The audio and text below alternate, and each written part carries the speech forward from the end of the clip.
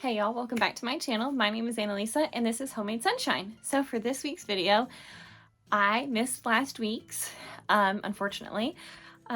If you have watched my channel before, welcome back. I had a little baby at the beginning of the summer and he of course has to be my priority, and some weeks things are more chaotic than others. So we had a kind of a chaotic week last week and I didn't get a chance to get anything filmed, so we just had to skip it. It's okay. Right now he's taking a nap. I've got the monitor beside me so I can keep an eye on him, which is one of the best things we got for off our registry for this little boy. So I'm going to share the books that I read this summer. Normally I do a book haul about every 2 months.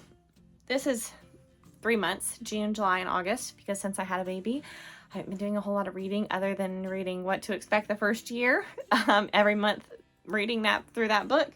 But these are the books that I got through this summer. I still got through, let's see, 6 books. So we will review all of those and get started. First is this pregnancy journal, which is an older book I got from a thrift store. I didn't fill it out. It's just a week-by-week guide to a happy, healthy pregnancy.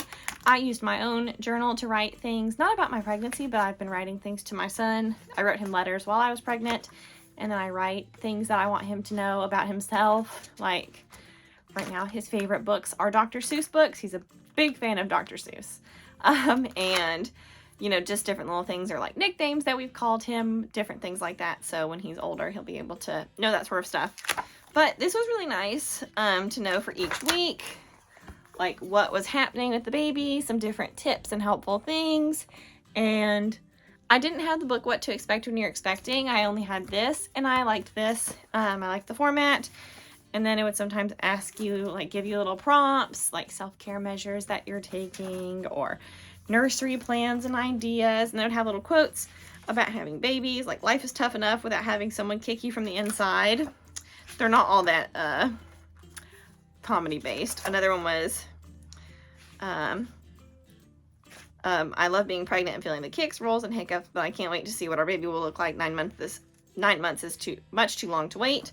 Or another funny one, which was, my pregnant body was big and scary, sort of like James and the Giant Peach, which is very funny. So this was really nice. I'd gotten it at a thrift store way long before I was ever pregnant, and I just saved it for this time. So the next book is vintage. I think it's from the 1970s. Let me look.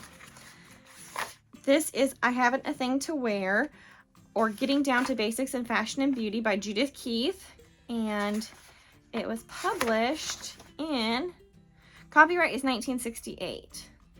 This, I think, was the 4th printing, maybe, in 1969. So this is the book, which I have to cover up this part because she's not wearing any clothes. But that is what this one looks like. You can see I got it for $1.98 where I got it from. And then this is the back with Judith Keith. I think she used to go around doing seminars for women on fashion, beauty, what to wear. And it's very funny. Some stuff you have to take with a grain of salt because, you know, opinions and things have changed over time. But some of it is classic. And so I think it's a neat book to read from that lens of, like, you know, how things have changed and all of that sort of thing. So one of the, like, one section I loved made me think, man, I need to wear more scarves. They were showing, like, all these different ways to tie a scarf. And I love the old school, like, drawings. I think are beautiful. And I love the, like, talking about hats, how to buy clothes. Like, that was actually very relevant still to today. The dieting section was a little interesting. Let me go to that one because it was pretty funny. Talking about hair. Oh, it was called Don't Diet, Do It. And it was talking about some of the food recommendations, and some of it, of course, still makes sense. Others of it doesn't make too much sense now. Let me see. Like, they were talking about, oh yeah, they have a whole section in here on things like, delete the following deadly destroyers of any diet from your Do It. And some of the things make sense, like ice cream, you know, that sort of a thing, or donuts. Okay, yeah, we know those aren't good for us. But then other things were kind of weird, like crackers and cream cheese. I mean, I guess you can kind of say that. One was peanut butter, though, and I was really, I was like, peanut butter's not bad for you, at least in my opinion. I mean, you need the protein. I'm eating a lot of peanut butter right now as a nursing mother, so I thought that was a little bit funky. And they also kept talking about Slim Shakes, and you don't hear people talking about eating Slim Shakes too much. I mean, I hear protein shakes, but I haven't heard much about like Slim Shakes anymore. So that was kind of funny. I thought that was kind of a silly one. Next, let's see. Let's do the 2 Mysteries of Martha's Vineyard books from Guidepost. So these were the 2 I read this summer, Shark Bait and Seascape in Shadows. So the first one was Shark Bait, which is where a club in Martha's Vineyard gets a shark from the movie, what is it called? Jaws. That's the movie, Jaws. I've never seen Jaws. I haven't seen a lot of movies, so don't be shocked if I've not seen Jaws. And it gets stolen. Like this gigantic mechanical shark is stolen, and they're trying to figure out who has it. Like they have it on loan from somebody. That person wants it back. You know, this irreplaceable collectible item is now gone. So it's up to Priscilla to figure out where on earth could this gigantic mechanical shark be. And it was very good. I really enjoyed the book. So that was a great one. Next is Seascape and Shadows. I loved this. I got a little bit confused about it at certain points. But it's about a rare piece of artwork that turns up that was stolen, and they're trying to figure out who stole it, how did it end up where they found it at, and it was quite a tangled web in that people know some things about it and are not talking, and why are they not talking? So it was good. I got a little confused at parts, and I had to look back because there's a lot of characters that are interconnected. So you might have to take a little bit of some notes for this book just to be able to keep up with what's happening where and that sort of thing. So 2 more really good fiction books. These were great books that I read this summer, actually.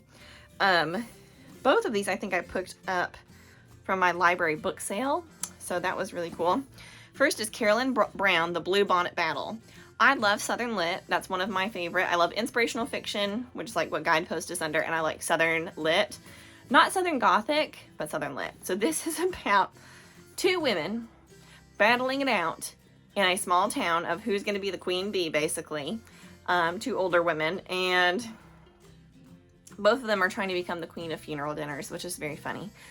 And then there's 2 young people from these families that are a little bit entangled. It's not raunchy, so don't worry about that. There's no raunch in that sort of an aspect. So that might be falling for one another, and how that's going to affect these 2 feuding women. And you find out, why are they feuding? And it's very interesting. And I think it's a good resolution. It was a really good book. I loved it.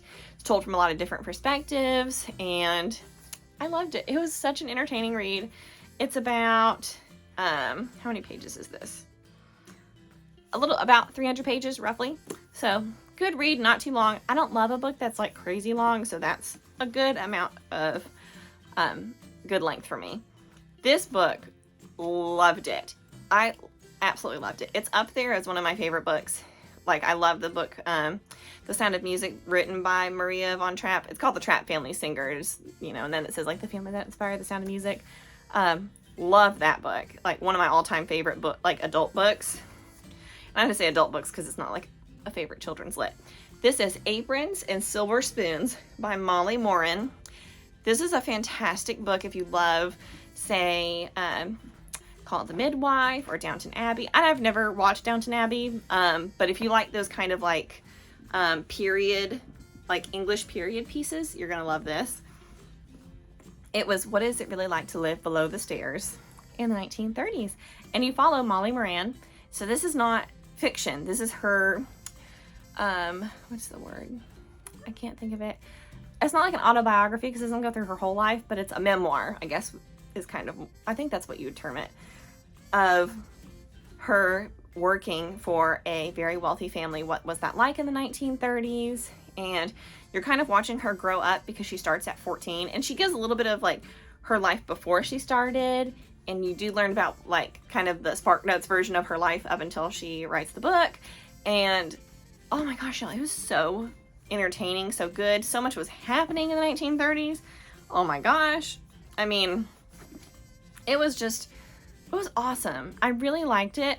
There are some little like rough parts with her trying to delve into dating. Nothing horribly graphic, but I think it's just like true to like how men sometimes and young boys were treating women, especially back then.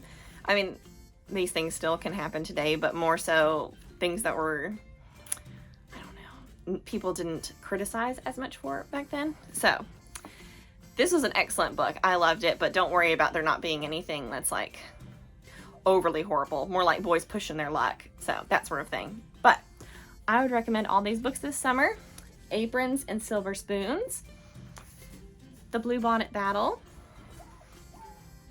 Oh, and that is my baby monitor, My Baby is Awake. So I Haven't a Thing to Wear by Judith Keith. Of course, I always recommend The Mysteries of Martha's Vineyard book, and The Pregnancy Journal by Paula Spencer. So that is it for this week's hauls. Did you guys read any good books over the summer? If so, leave me a comment down below and tell me what they were. Until next time, bye.